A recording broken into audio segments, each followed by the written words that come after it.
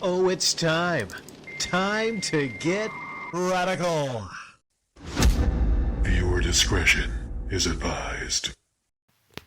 Welcome to the return of Comment of the Week. It's been a while. Comment of the Week is a series that started out as Comment of the Day.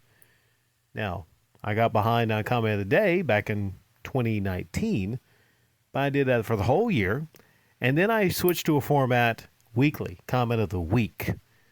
But here we are, and I am over 3 years behind on this series. I don't want to give up.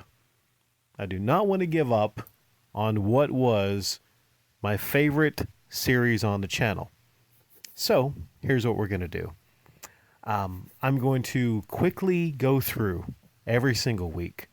And instead of the medal system, which I had done for so long, a bronze, silver, and gold medal, for now, for the foreseeable future, it will be restructured as just the Comment of the Week. Now, when I get caught up, I might go back to having, the gold thumbnails, the medals, all that kind of stuff like I used to, but it's just not in the time budget right now. But I feel like I can stay true to it. I can choose the best comment from every week, and that way I can get caught up. So bear with me. It might take a year to get caught up. Might take months. It just depends on how much time I can find and devote to this. Hell, some weeks it might just be all Comment of the Weeks from past years. If that's what we got to do, that's what we got to do. So here it is. For the time period 2022, March the 21st through March the 27th, that week, this is the best comment. I will still put it on the background as I read it. Red Stratus 97. Buying subs is a very common occurrence for people that want to use YouTube as a business. It's especially common with people that make their living being influencers. Mostly, you see these people on Instagram and places like that, but they also invade the YouTube space as well. One of them I know personally. She is a Disney fan and has done very well on her website and other social media platforms to promote Disney products. It is her living. Well, she told me she started up a YouTube channel that has the same content as her stuff on other platforms. I visited not long ago, and I easily saw what she was doing. 10,000 subs and hardly any comments on her videos. I asked her about the discrepancy, and she told me she bought the subs to promote her business and herself to get the channel going. Didn't bat an eye about it. It was like it was a very common thing she just did so that she can continue making money. So yeah, it's a money-making mindset with these people. But I wonder just how successful it actually is. Well, YouTube to some people, like this person you speak of, it's just part of a business. It's an arm of their business. It's promotion. To other people, YouTube is a bit different, especially to people that were around from the beginning of YouTube. And even people like myself that came to YouTube, 2015, 2016, started on it. But I had been watching videos for years before that, before even thinking about actually doing my own channel. I didn't even think I could do my own channel. But here I am about, let's say 9 years or so, closing in on a decade. And YouTube is not a business for me. Now, I make money on YouTube. I've actually made thousands on YouTube and ad revenue. But with me, I don't see YouTube as a business at the moment. Not saying that there might come a day where I see it as a business, because anything that you make money at, and you can make money at, it can become a business. But here's where I think a lot of people lose touch and lose sight with what YouTube is supposed to be. The originally what it was. And there's a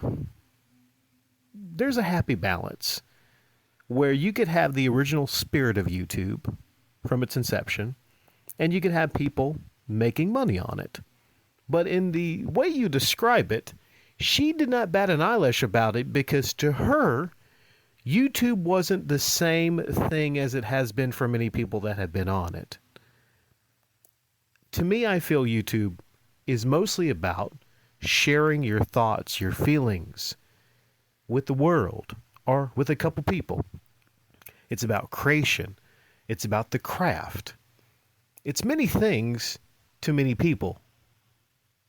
To me, through the years, it's been replying to comments and being active and getting to know people like a Red Stratus. Debating and, criticizing others and giving shine on other YouTubers. And that's also another aspect. It's an interactive aspect that you have on YouTube. It could be many things to many people, but if you were on YouTube 10, 15 years ago, and now you come on it, it's completely different. Even if you look at your sidebar, there's all these corporate channels like Fox and Disney and this and that, and there's all these influencers, and there's all these videos with thousands of views and no comments. Just empty, just deserted comment section. And I think that's kind of sad.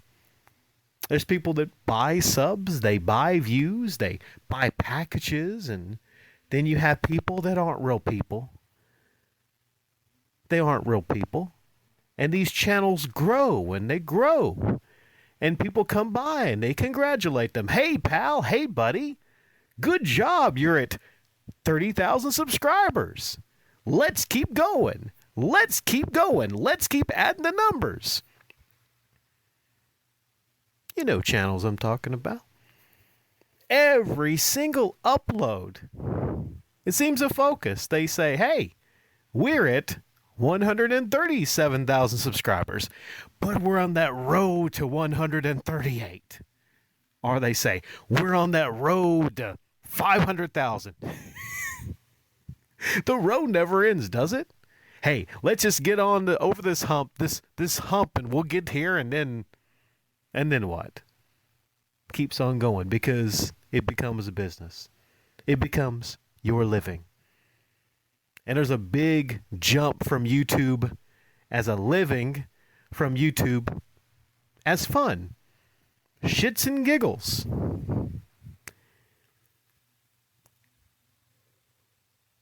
I personally, I can't say that I couldn't, with my tools, with my abilities, put a lot of time into YouTube and cultivate it in a way that is just made to make me money. I could do the whole ad break things at every 2 minutes, like some channels do. I could start a membership. I could start doing this and that, and I could go down a certain path. The business path. Or differently. So, while there's nothing wrong inherently, I think about using YouTube as a business structure. I think it's the dishonesty of it, really, in what you describe. When someone goes to a channel and they see a lot of subscriber numbers, people assume that that person has a following. They built it organically. So I don't know how, maybe YouTube doesn't care about this, and because it's kind of like a betrayal of YouTube when you think about it. Because people in the beginning would brag about gaining lots of people and lots of followers and subscribers and people interested in their channel. But you would think YouTube, if YouTube cared about YouTube and the fact that this was going on, which I don't think they care as long as they're getting their money, then they would probably try to stomp this out, wouldn't they? Because that's a lie. When you go to a channel and they're showing a certain number of subscribers, that's a lie. If you're going out and you're paying for your subscribers and your views, and you're trying to act like these are organic people, then that's a lie. If you come back here tomorrow, Red, and I've got 300,000 subscribers, there's no damn way I could explain to people what happened. Well, see, the thing is, I had a review of a car radio from a couple years ago, and a lot of people were searching for that car radio, you see. There's no way I could subscribe that. There's no way I could explain that rush of subscribers. But yeah, she bought the subs to promote her business and to get the channel going. To some people, that's all it is. It's just a promotion tool. It's just an arm. It's just something they're going to use as a tool. But to some people, Red, YouTube is something a little bit different. It's a place where people can gather. They can share their thoughts, their views, their opinions. They can interact. They can share themselves, everything. They could share their videos. They could share anything they want to. To some people, YouTube is a little bit more than just a means to make a living. It's something a bit more special. Not that it can't be special and also a living, but when you cross that line to go from just your hobby and just fun to a living, then it becomes a bit emptier. It becomes a job. It becomes about the numbers. And it becomes, I think, less genuine, less authentic. And then you have all these people that you call YouTubers, but honestly, no. They're more like just bean counters. Because it's their living, because it's their job. It's not their passion.